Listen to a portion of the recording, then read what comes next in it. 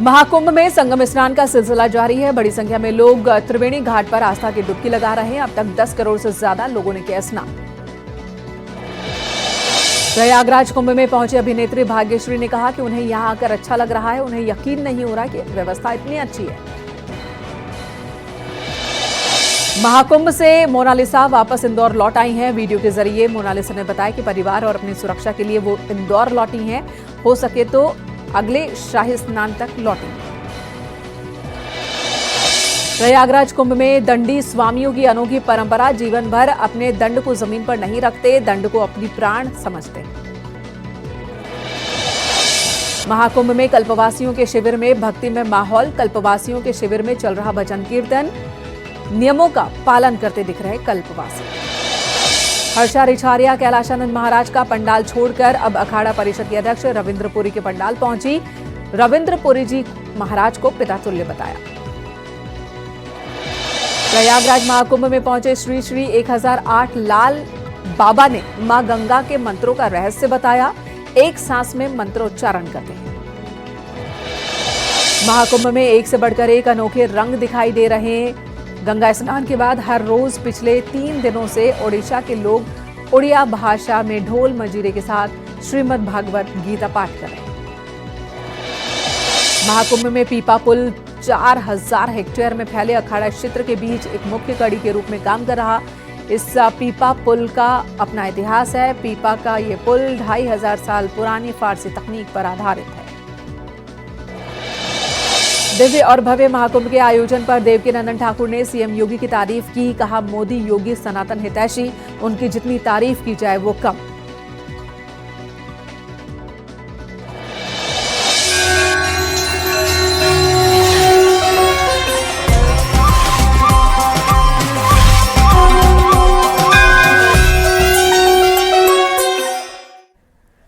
नमस्कार, आप देख रहे हैं न्यूज 18। मैं हूं आपके साथ मेनका चौधरी। और सबसे पहले बात महाकुंभ की ही कर लेते हैं। महाकुंभ में श्रद्धालुओं का सैलाब उमड़ रहा है। शाम 6 बजे तक के आंकड़े आपके सामने रख दें।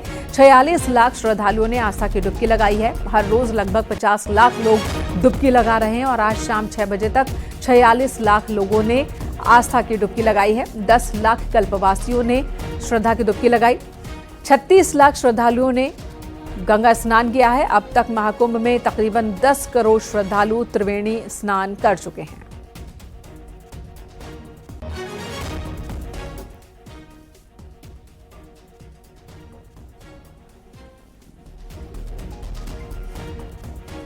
तो महाकुंभ क्षेत्र में आप जहां भी चले जाए, एक से बढ़कर एक भव्य नजारा हमें देखने को मिल रहा है। यहां की अनुभूति अपने आप में बहुत ही खूबसूरत है। हमारे सहयोगी अनुपम मिश्रा वो भी महाकुंभ क्षेत्र पहुंच चुके हैं और अनुपम का रुख कर लेते हैं। अनुपम, इस वक्त वहां का माहौल दिखाइए, भक्ति में लोगों का उत्साह किस तरह का है वो भी दिखाइए। देखिए मेनका, मैं अब से कुछ देर पहले ही प्रयागराज पहुंचा हूं और बात करें रेलवे स्टेशन से लेकर के तमाम कुंभ के क्षेत्र की, तो हर जगह रौनक ही रौनक है। और सबसे बड़ी बात यह है कि सड़क पर गाड़ियों की कतारें जितनी ज्यादा है उससे ज्यादा आस्थावानों का रेला है। लगातार बड़ी संख्या में श्रद्धालु चले जा रहे हैं। कोई दिल्ली से आया है, कोई महाराष्ट्र से आया है, कोई कर्नाटक से आया है, कोई केरल से आया है, अलग अलग जगह से। देखिए दिल्ली से श्रद्धालु यहाँ पर आए। सर, कब यहाँ पर आए हैं आप? किस तरीके से यहाँ की व्यवस्थाएं आप देख रहे हैं? आज मॉर्निंग में ही मैं पहुंचा हूँ यहाँ पर। अब मैं फर्स्ट एक्सपीरियंस है कुंभ का, 144 साल के बाद लगा है। तो मैं पहला एक्सपीरियंस देखने आया हूँ कि है क्या कुंभ में, स्नान करके देखता हूँ। मैडम भी आई है साथ में। मैडम, कैसा लग रहा है आपको यहाँ पर आकर? बहुत अच्छा लग रहा है, हमें बहुत अच्छा लग रहा है इधर आके। अब हम दिन में आते पर अब अभी हम रात को आए तो बहुत अच्छा लग रहा है। बेटा, आप कैसे लग रहा है यहाँ पर आई है दिल्ली से आप? बहुत अच्छा लग रहा है। कैसी व्यवस्था लग रही है इस बार? अच्छी है, अच्छी। क्या लग रहा है इस बार मेला देखने की इच्छा थी? हाँ था पापा से कि मेले में ले जाना। सर, आप परिवार को, बेटा आप भी आए हो देखने के लिए, क्या कहेंगे? मैं कहना चाहूँगा कि यहाँ की व्यवस्था बहुत अच्छी है इस बार और यहाँ पे दुकानें लगी हैं बहुत सारी। सर भी देखिए यहाँ से है। सर, प्रयागराज संगम की स्थली पर जिस तरीके से इतना बड़ा मेला लगा है, कैसे आप देख रहे हैं इसको? मैं अपना अनुभव सबसे पहले आपसे बांटना चाहूँगा कि मुझे जो याद है 1982 से मैं इस कुंभ में आ रहा हूँ। 1982 से कुंभ से आज ये पहला अवसर ऐसा देख रहा हूँ कि मौसम इतना खुशगवार है। भगवान की ऐसी कृपा है कि हर आदमी इसमें नहा सकता है। और इतनी अच्छी व्यवस्था है और हर एक कुंभ का महत्व ऐसा ही है, लेकिन इस बार कुछ विशेष है कि भीड़ बहुत ज्यादा है। ठीक है, भीड़ लगातार है, लेकिन उसको लेकर के आप एक तस्वीर दिखाऊंगा मेनका कि देखिए बड़ी संख्या में समूहों में लोग आ रहे हैं, ग्रुप्स में लोग आ रहे हैं। आप देख सकती हैं महिलाएं यहाँ पर, तमाम जो लोग हैं, और सबसे अच्छी बात यहाँ पर ये कि सब चीजें व्यवस्थित नजर आ रही हैं। आप देखिए कि इतना ट्रैफिक है, अलग अलग जगहों से गाड़ियां आ रही हैं, लेकिन उसके बाद भी जो सिक्योरिटी स्टाफ है और तमाम जो लोग हैं उन्होंने इतना वेल प्लान तरीके से चीजों को रखा हुआ है कि लोगों को हो सकता है 2-4 मिनट देरी अवश्य हो, लेकिन सारी चीजें व्यवस्थित तरीके से चल रही हैं और श्रद्धालु पूरी तरह से उत्साहित हैं, खुश हैं, क्योंकि वो इस पल को, इस आस्था की दृष्टि से या फिर कहा जाए श्रद्धालु जिस तरीके से दूर दूर से आ रहे हैं वो बिल्कुल। अनुपम, आप वहां मौजूद कुछ और लोगों से भी बात कीजिए, उनसे पूछिए कि कई कई किलोमीटर तक चलना पड़ रहा है, नंगे पैर भी कई श्रद्धालु चलते नजर आ रहे हैं और ऐसे में उन्हें दिक्कत नहीं हो रही है। बच्चों को लेकर, सामान लेकर इतने इतने किलोमीटर तक चलने पर थकान नहीं महसूस हो रही? देखिए मेनका, जिस तरीके की बात आपने की, तमाम श्रद्धालु भी हमारे साथ है, सर तो अभी दिल्ली से ही आए हैं। भाई साहब, क्या स्नान हो गए? हाँ, स्नान हो गया। कैसी कोई दिक्कत हुई? नहीं, कोई दिक्कत नहीं। बताया जा रहा है पैदल बहुत चलना पड़ रहा है इस तरह। पैदल बहुत चलना पड़ रहा है, इसके लिए दिक्कत है थोड़ी। हम मॉर्निंग में सुबह सिविल लाइन हनुमान मंदिर से पैदल आए हैं। अच्छा लग रहा है, लेकिन दिक्कत हो नहीं रही है? कोई दिक्कत नहीं है। आप आएंगे, घूमेंगे, मजा आएगा। मजा आ रहा है मंदिर में? मजा आ रहा है। क्या भैया, मंदिर में मजा आ रहा है? जी बहुत मजा आ रहा है। आज पहली बार आए हैं, काफी दिन। कहाँ से आए हो? हम आए कौशाम्बी जिला से आए। कौशाम्बी से? कौशाम्बी में सिराथू है? सिराथू है जी। अच्छी जगह है? बहुत। कैसा लगा यहाँ, कैसा लगा? अच्छा लगा। थोड़ा कैसा लगा कि साधन आने जाने का नहीं है ना अंदर, इसके लिए थोड़ा अच्छा नहीं लगा, पैदल चलना पड़ा है। चलिए, पैदल चलना पड़ रहा है। यहाँ इनका जो आप बात कह रही थी, बताइए कैसा लग रहा है? मुस्कुरा रहे हैं आप? जी बहुत अच्छा लग रहा है, बहुत अच्छी बात है। तो बहुत भव्य और दिव्य कार्यक्रम हो रहा है माननीय योगी जी की सरकार में। डुबकी लगाए कि नहीं लगाए? जी जी, बहुत खूब डुबकी। कितनी डुबकी लगाए हो? जी 5 डुबकियां हमने लगाई, बहुत मजा आया। परिवार की, पूरे परिवार के लिए? हाँ, पूरे परिवार के लिए। जी आपको कैसा लग रहा है? हमको सर मेला देख के बहुत आनंदित हुए। जो सेवा आप लोगों ने 10 गाड़ियों में नहीं होनी चाहिए थे, एक गाड़ी में कर दिया, 10 लोगों का सेवा। ऐसा मेला हमें दिव्य देख के बहुत आनंदित हुए। देखिए, मैं चाहूंगा कैमरा मैन दिखाए, वीवीआईपी जो है उनको भी यहाँ पर निकाला जा रहा है। वीवीआईपी जो मेहमान आ रहे हैं, जो तमाम लोग हैं, उनकी गाड़ियां भी यहाँ पर पास की जा रही हैं। यानी कि आप देख सकते हैं कि सुरक्षा का घेरा जो है वो पूरी तरह से यहाँ पर मुस्तैद है, किसी भी तरह से कोई दिक्कत पेश ना आए, इसकी पूरी व्यवस्था की जा रही है। जो साधु संत हैं, जो पुलिस के जवान हैं, उनको यहाँ पर बिल्कुल अनुपम, तो सिक्योरिटी कई चरणों में की गई है और कहीं कोई सिक्योरिटी ब्रीच ना हो, इसका पूरा ख्याल रखा जा रहा है। आम हो या खास हो, हर किसी के लिए नियम लगभग एक समान ही है। और ये तस्वीरें हमारे सहयोगी अनुपम दिखा रहे हैं कुंभ मेला क्षेत्र की जगह से ही, वही क्षेत्र से ही, जहां पर लोगों का उत्साह आप देख रहे हैं कि थकान नहीं महसूस हो रही, चलना पड़ रहा है फिर भी। तो महाकुंभ में इंदौर के रहने वाली मोनालिसा प्रयागराज से लौट आई हैं। मोनालिसा महाकुंभ में अपने परिवार के साथ माला बेचने आई थी, लेकिन सोशल मीडिया पर वो खूब वायरल हो गई। उनकी नीली आंखों को लेकर उनकी खूब तारीफ हुई, लेकिन सोशल मीडिया पर वायरल होने का खामियाजा भी उन्हें भुगतना पड़ा, क्योंकि उनके साथ फोटो खिंचवाने वाले, सेल्फी लेने वालों की संख्या इतनी बढ़ गई कि उन्हें सुरक्षा को खतरा होने लगा और माला भी नहीं बेच पा रही थी, यानी कि आर्थिक तौर पर भी नुकसान हो रहा था। जिसके बाद मोनालिसा अपने घर लौट आई थी। मोनालिसा ने एक वीडियो जारी किया है और साथ ही ये भी कहा है कि अगर मुमकिन होगा अगले अमृत स्नान से पहले वो प्रयागराज लौटेंगी। मैं बेचवार में पहुंचने वाली हूँ अभी थोड़ी देर से। मैं आऊँगी अगले स्नान पे, अगर कुछ सहायता मिली तो ज़रूर आऊँगी। आप सबका ख्याल रखना, मुझे ऐसे ही प्यार करते रहना। और सोशल मीडिया सनसनी बन चुकी हैं मोनालिसा। अगले स्नान से पहले आएंगी, ये उनका कहना है। इधर अभिनेत्री भाग्यश्री भी अपने परिवार के साथ महाकुंभ पहुंची हैं। उन्होंने महाकुंभ की व्यवस्थाओं को लेकर खूब तारीफ की है। उनका कहना है कि बहुत अच्छा लग रहा है और बहुत अच्छे टेंट तैयार किए गए हैं। साथ ही भाग्यश्री ने यह भी कहा कि उन्हें ये उम्मीद नहीं थी कि इंतजाम इतने अच्छे होंगे। यहाँ पर आज जो वातावरण है वो अद्भुत है, कुछ अलग ही है। और कल काफी घूमे हम, अलग अलग शिविर और अलग अलग जगह पर जाकर देखा हम लोगों ने। बहुत सारे साधु संत से परिचय भी हो गया, आशीर्वाद भी मिल गया। अब सवेरे स्नान करने की इच्छा है एक्चुअली। अब देखते हैं कैसे बनता है माहौल। बहुत अच्छे टेंट्स है, मुझे तो विश्वास नहीं हो रहा कि इतनी सारी सुविधाएं यहाँ पर मौजूद है। और गवर्नमेंट ने बहुत सारी चीजें की है, तो जैसे शौचालय भी बनाए हैं, रास्ते भी किए हैं, ट्रैफिक ऑर्गेनाइज करने की कोशिश कर रहे हैं। और जहां लोग इतने बड़े तादाद से आ रहे हैं, इतनी सारी सुविधाएं एक साथ मौजूद करना मेरे ख्याल से बहुत मुश्किल है। ये सिर्फ इंडिया में पॉसिबल है। महाकुंभ में एक से बढ़कर एक अनोखे रंग दिखाई दे रहे हैं। उसी में गंगा स्नान के बाद हर रोज पिछले 3 दिनों से ओडिशा के लोग, जो कि उड़िया भाषा में ढोल मंजीरे पर श्रीमद् भागवत गीता का पाठ कर रहे हैं, ये लोगों को मनमोहित कर रहे हैं। आने जाने वाले लोग भी कुछ देर ठहरते हैं, इन्हें सुनते हैं, फिर आगे बढ़ते हैं। और महाकुंभ में भाषा कोई बाधा नहीं। आप देखिए, बहुत सारे लोग इन्हें सुनने के लिए रुक जा रहे हैं, वो भी जिन्हें उड़िया भाषा आती नहीं।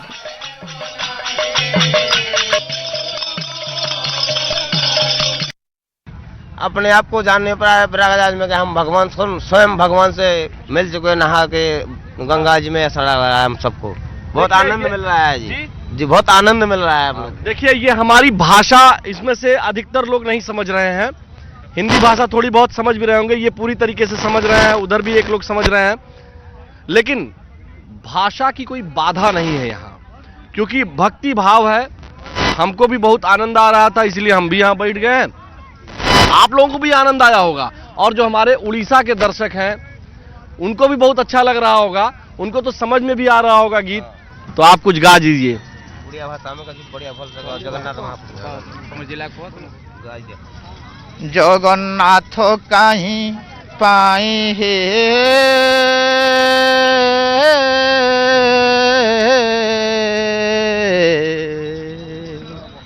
तुम दया हे वो नहीं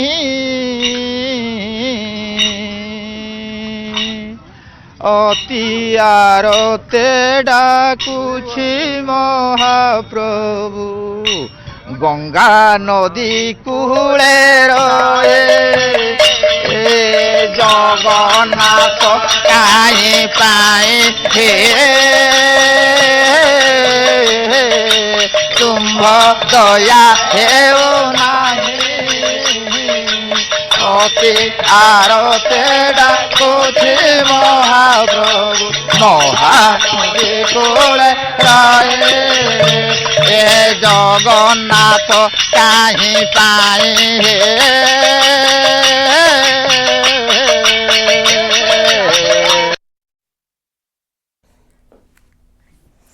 तो सुरताल ऐसा, जो भाषा ना समझ पाने के बावजूद भी लोगों को अपनी तरफ खींचती हुई। इधर संगम की रेती पर आयोजित हो रहे महाकुंभ में आए साधु संत अपने साथ गोवंश भी लेकर आ रहे हैं। कई साधु संत ऐसे हैं, गोवंश के जरिए ये साधु संत लोगों को गौहत्या बंद करने का, गायों को बचाने का, उन्हें संरक्षण देने का संदेश दे रहे हैं। और इसके जरिए लोगों को इस बात के लिए प्रेरित कर रहे हैं कि वे भी अपने घरों पर गौवंश का पालन करें। महाकुंभ मेले के सेक्टर 21 की ये तस्वीर हम आपको दिखा रहे हैं, जहां पर श्री कृष्णायन देशी गौ रक्षा शाला हरिद्वार के शिविर में पुंगनूर नस्ल की गाय को खासतौर पर लाया गया। इसे देखने के लिए बड़ी संख्या में लोग आ रहे हैं और गौ सेवा भी कर रहे हैं। श्री कृष्णायन देशी गौरक्षाशाला का मुख्य उद्देश्य है कि भारतीय देशी गौवंश की रक्षा हो, और जिसकी स्थापना उत्तराखंड की पावन भूमि हरिद्वार में स्थापित है, और लगभग 25,000 गौवंश विभिन्न प्रदेशों में संरक्षित और संवर्धन का कार्य चल रहा है। शायद कोई नहीं रखता था, तो हमारे प्रधानमंत्री ने प्रेरणा दी, और कृष्णायन देशी गौरक्षाशाला का उद्देश्य ही है कि जिस तरह से भी गाय के प्रति, गाय की रक्षा के प्रति हमारे देश के जनमानस जागरूक हो, तो कर्नाटक से इसको लाने के लिए हमारे श्री कृष्णायन देशी गौरक्षाशाला के संरक्षक पूज्य स्वामी आत्मानंद जी महाराज का बहुत विशेष अनुग्रह है, उनकी कृपा है। प्रयागराज के महाकुंभ नगर में एक अनोखा शिविर भी लगा है, जिसमें भारतीय ही नहीं केवल विदेशी भक्तों की एंट्री है। जी हां, यहां पर भारतीय नहीं सिर्फ विदेशी भक्तों की ही एंट्री है। अमेरिका, रूस, जापान समेत कई देशों के श्रद्धालु महाकुंभ पहुंचे हैं और सनातन संस्कृति को अपना रहे हैं, अभिभूत नजर आ रहे हैं। और इस शिविर में अलग अलग देशों के श्रद्धालु पहुंच रहे हैं, भजन कीर्तन में हिस्सा ले रहे हैं। vortex where the magnetic field has increased tremendously in these last few days. I mean, when you realize where in the world will you have a community who comes together from different parts of the world and different part of India itself to come with one thing in their mind and in their heart, Sanatana Dharma. And everybody is saying a mantra. Puja is going on everywhere. It's amazing. Only in Bharat we'll see this. तो श्रद्धालु देश के हों या विदेश के हों, सबका एक्सप्रेशन कुछ एक सा ही है कि ये अद्भुत है, अलौकिक है और जो अनुभव हो रहा है उसको बखान करना शब्दों में मुश्किल है। इधर दिल्ली विधानसभा चुनाव की बात कर लेते हैं। चुनावी दंगल में सीएम योगी आदित्यनाथ ने प्रचार की कमान संभाल ली है। एक के बाद एक कई जनसभाओं को संबोधित कर रहे हैं। सीएम योगी ने आज दिल्ली में 3 जगहों पर रैली की। सबसे पहले मुख्यमंत्री ने दिल्ली के किराड़ी इलाके में रैली की, फिर करोल बाग और उसके बाद जनकपुरी विधानसभा क्षेत्र में उन्होंने हुंकार भरी है। इस मौके पर सीएम योगी ने आम आदमी पार्टी पर और कांग्रेस पर निशाना साधा। मुख्यमंत्री ने कहा कि सरकार ने वायदे पूरे नहीं किए और जनता को विकास के नाम पर सिर्फ आंकड़ों की बाजीगरी में उलझा कर रखा है। सीएम योगी ने केजरीवाल को एक बड़ा चैलेंज भी दे दिया। उन्होंने पूछा कि हमने तो अपनी कैबिनेट के साथ संगम में स्नान कर लिया, क्या केजरीवाल भी, जो कि दिल्ली के पूर्व मुख्यमंत्री हैं, वो भी क्या अपने मंत्रियों के साथ, अपनी सरकार के मंत्रियों के साथ स्नान कर सकते हैं?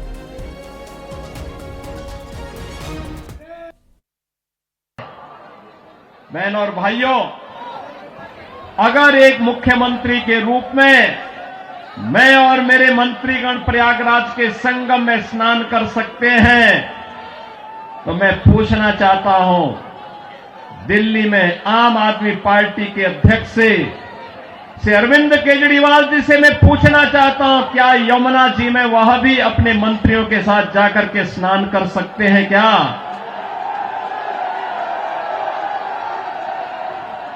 अगर उनमें नैतिक साहस है तो उनको इसका जवाब देना चाहिए। यमुना मैया को एक गंदे नाले के रूप में बदलने का अपराध क्या उन्होंने किया है कि नहीं किया है? और अगर वह व्यक्ति इस बात का अपराधी है तो फिर मुझे नहीं लगता है कि जनता जनार्दन की इस अदालत में उन्हें कोई माफी दी जानी चाहिए।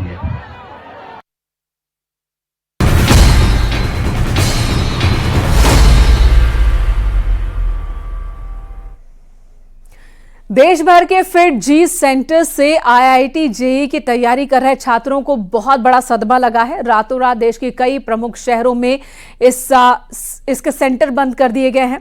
पिछले कुछ दिनों में मेरठ, नोएडा, वाराणसी और भोपाल समेत कई शहरों में फिट जी कोचिंग संस्थान के सेंटर्स पर ताला लग गया।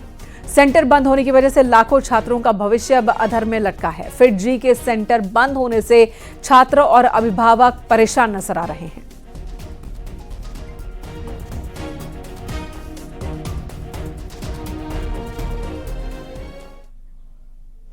नोएडा सेक्टर 62 में भी फिट जी कोचिंग सेंटर की एक शाखा है और यह शाखा भी बंद हो गई है। अभिभावकों ने गुस्सा जाहिर किया है, हंगामा किया। नाराज अभिभावक तकरीबन 3 घंटे तक हंगामा करते रहे। अभिभावकों का कहना है कि वो 2 साल की एडवांस फीस तक दे चुके हैं और उन्हें अपने बच्चों के भविष्य की अब चिंता है। कोचिंग सेंटर बंद होने की वजह से गुस्साए अभिभावकों ने कोचिंग सेंटर पर हंगामा किया है। अब पुलिस में मुकदमा दर्ज कराने की तैयारी में जुटे हैं।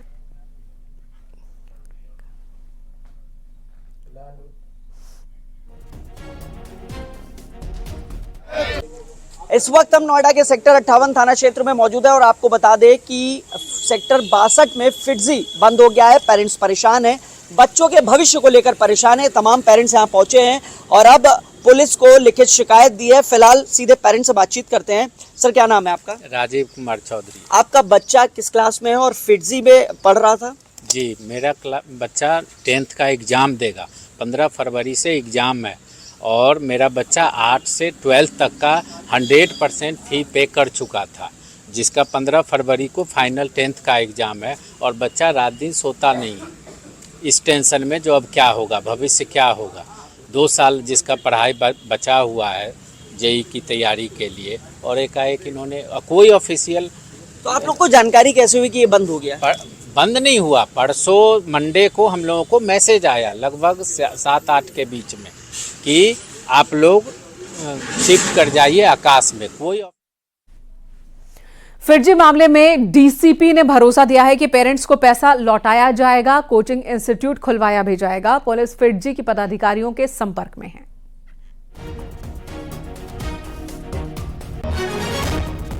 उन्होंने बताया कि यहाँ का स्टाफ चला गया है और पढ़ाई नहीं हो पा रही है, तो इस पर थाना अध्यक्ष ने, जो उनके हेड हैं मिस्टर गोयल हैं, और अभिभावकों से और बच्चों से बात करा करके या तो वो पढ़ाएंगे नहीं तो उनका पैसा वापस देंगे, इस बारे पर बातचीत चल रही है।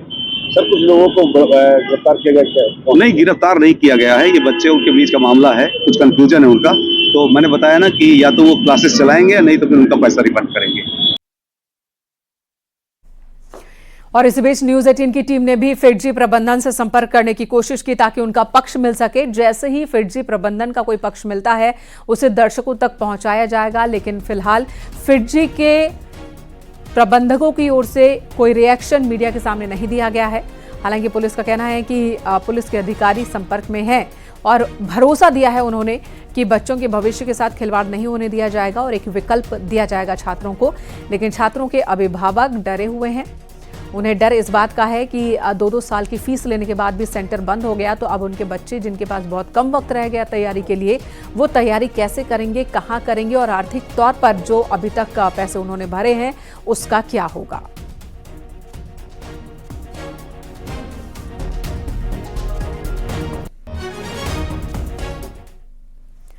यहां रुकेंगे एक छोटे से ब्रेक के लिए। खबरों का सिलसिला ब्रेक के बाद भी जारी है।